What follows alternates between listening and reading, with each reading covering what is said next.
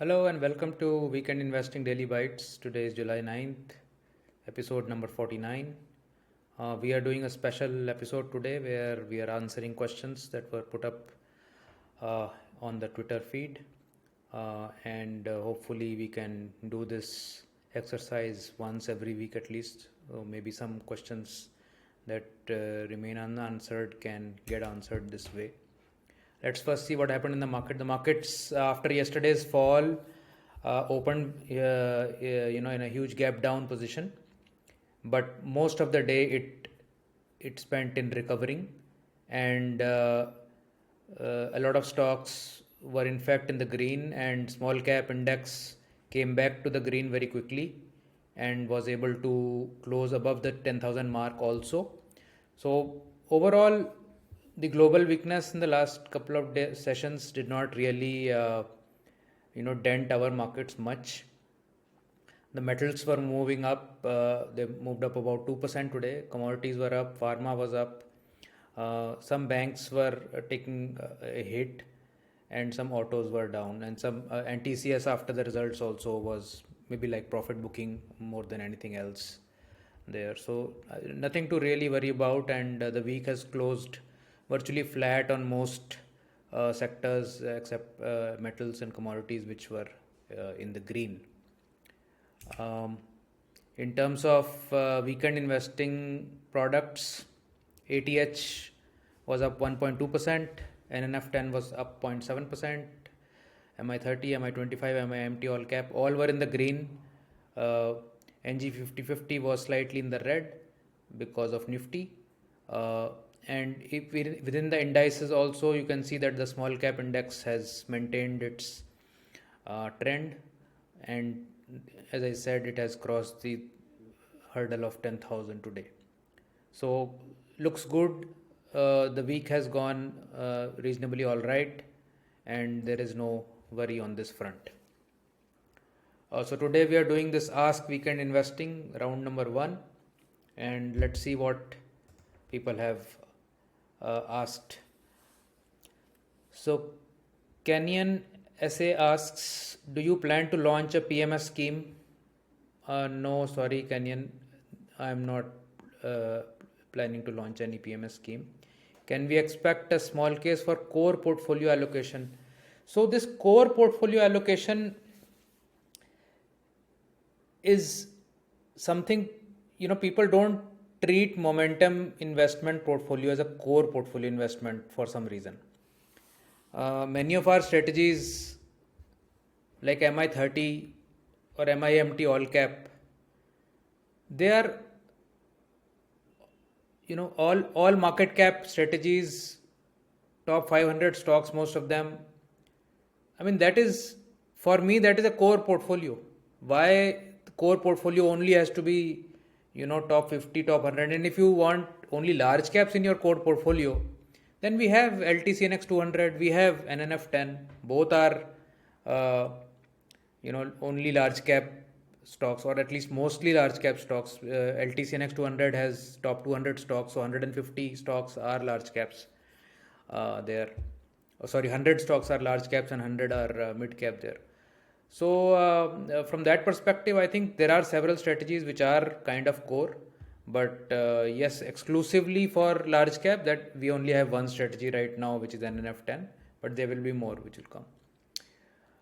Pranay says, how is the screening system different for the various strategies? I mean, if the top momentum stocks are selected, there should be a high overlap between ATH, all cap, and MI25. So that's a good question, Pranay, and I'm not going to give you the strategies upfront here. So ask anything means you can ask anything, but I need not answer everything, right? So excuse me on that one.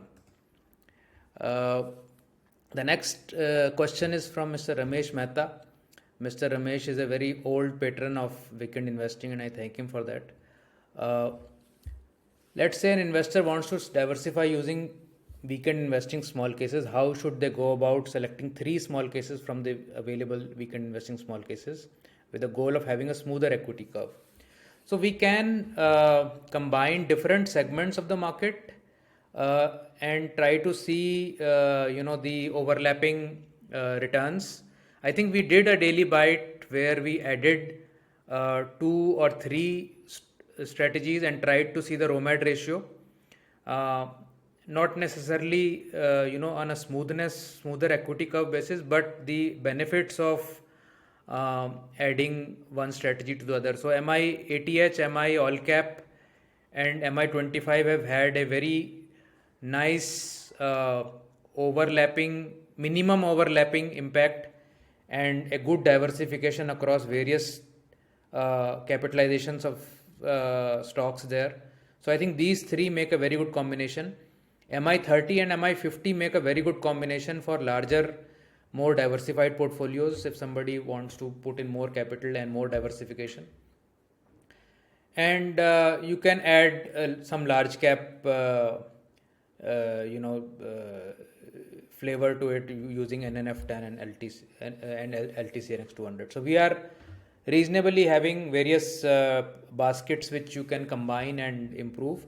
We will do more daily bites for sure on this to how to create the best combinations. I will work on this more. Mukund says you have suggested entering into small case via SIP route. How do we plan exits, or does the stock churn takes care of itself? So a good question. So by itself, the momentum strategy will take care of the exits. If you are a long-term investor, you need not do any exits beyond what the strategy is advising. So whenever the strategy is asking you to exit some stocks, exit them. Whenever it asks you to add them, you add them, and you go along with the strategy, and that should take care of long-term returns from this strategy. But if you want to play a more active role, then yes, based on maybe you can chart the index of the strategy versus some moving average or some other ATR based calculation, and try to have a more active role in terms of when you want to add capital and when you want to remove capital. When it is overheated, you can remove some capital. When it gives you a drawdown of 5 to 10%, you can add some capital. So that is something that we cannot recommend on an ad hoc basis, because it is more discretionary, and the whole purpose of weekend investing on a thematic basis is to keep it non-discretionary.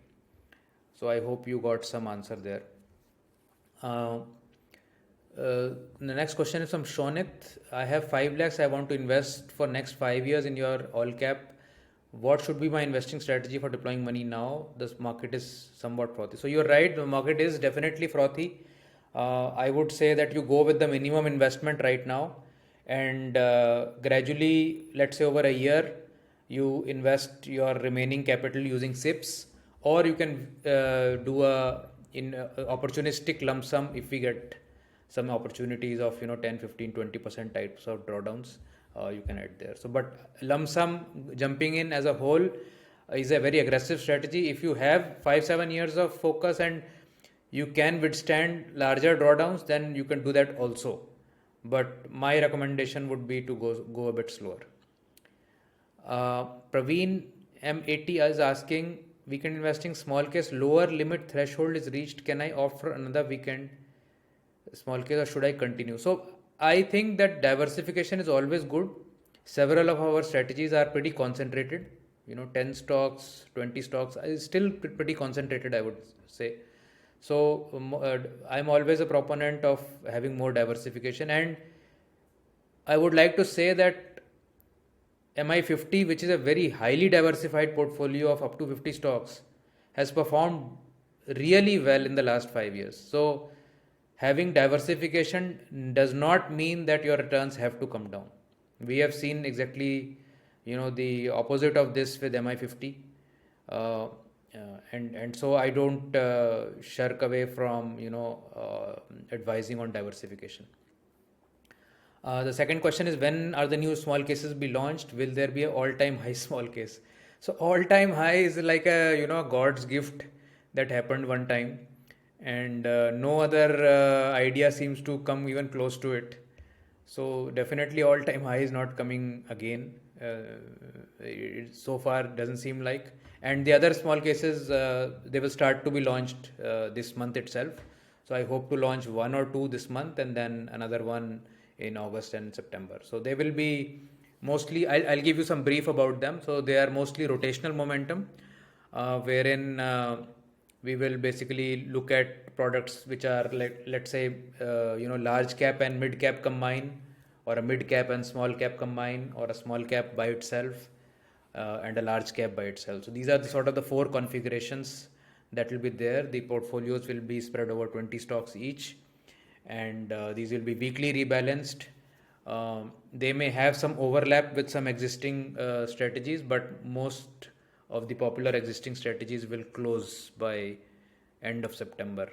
So MIATH is already closed. MI25 will close this month for new subscription only. Existing subscribers are not impacted in any way.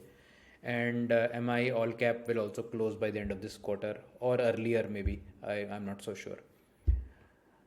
Let's go to the next question. Confused investor is asking, does the MIATH strategy work in the US market? So we've not experimented there, but we will for sure. If it works, any plans to introduce a live strategy since the depth liquidity is more? So we will be looking at US markets soon. That's all I can say. Maybe not this year, but definitely before the end of this financial, we should be doing some research there.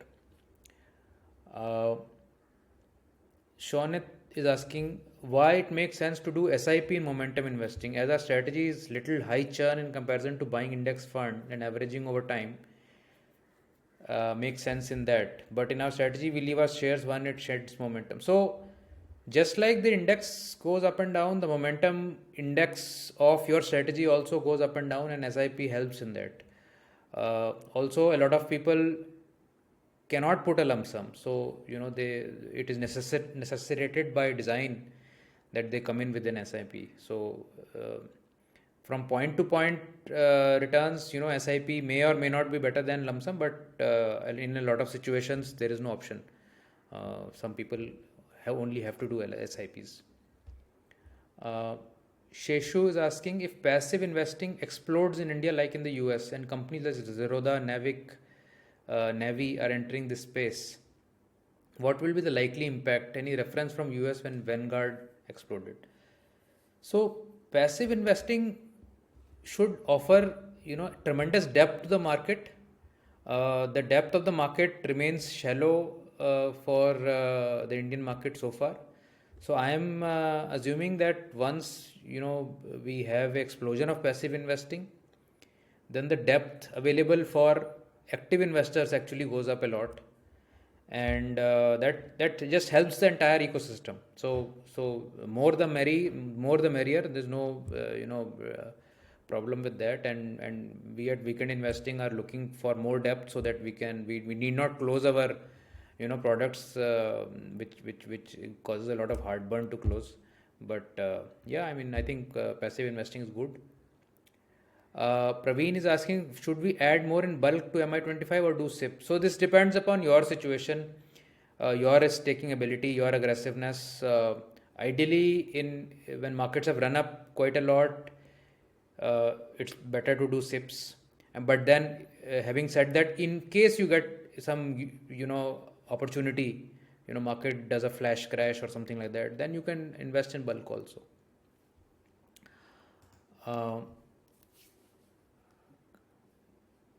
Kanishak is asking just one question. Thank you. For what are the basic parameters you have in your system to screen stocks for ATH and all cap strategy? I'm sorry, we are not discussing our strategies here. We never do actually. So sorry about that. But ATH, as the name suggests, we try to catch stocks near their all-time high or multi-year highs. Abhishek is asking, do you have statistical data that momentum always works over other styles like value and quality? So there have been tremendous number of studies on this, and I think Morgan Stanley has done a study on this, and they have showed that over decades and decades, momentum has beaten all other types. So I don't have that data with me, but if you will Google it, you will be able to find that data, or if you go through some of my presentations where I have a slide from that study, you'll be able to get it. Next question is from Dr. Shark. Can we build famous Fabulous Wealth via ETFS. So ETFS, I'm assuming he means ETFs. So yes, I mean fabulous wealth is definitely possible. It'll take time. It'll take a lot of compounding and some good luck that our markets keep doing well, or the right ETFs have been chosen. So why not? I mean, ETFs are, and if let's say you are playing the US market, the products that are available there, 3x type of ETFs. So S&P moves up 1%, the ETF moves up 3%. So all kinds of things are possible. Yes, for sure. Bhavik is asking, what is your vision on the pharma and chemical companies for next 3 to 4 years fundamentally? Will they still outperform like 2, 3? So, Bhavik, sorry to disappoint you. I am really not a fundamental investor. And right now, pharma and chemical companies are looking well in from momentum perspective. How they will do in 3 to 4 years, I have no clue. Sai is asking, in the returns calculation, we don't always look at brokerage charges, subscription charges, etc. to get a sense of the absolute incremental returns. Can we do a daily bite on this? Yes, we will do a daily bite on this for sure. The reason why we are not able to include these things are, I should also make clear that subscription charges are flat fee. So if you're paying 7,500 rupees for a subscription, your percentage of cost is very different if you're bringing in 5 lakhs versus the person who's bringing in 10 lakhs versus the person who's starting with 2 lakhs. So the percentage of the cost of the service itself is different for all three people. People have coming through 13 brokers. Brokerage cost is different for each broker. We cannot really imagine what kind of broker you are using. So that also is not includable. Then on top of this, let me also add that dividends are not included in our returns. So on an average, if you're getting 1.5% of dividend per year, even that is not getting included. So my sense is that most of the transaction cost will get taken very well care of by the dividends itself.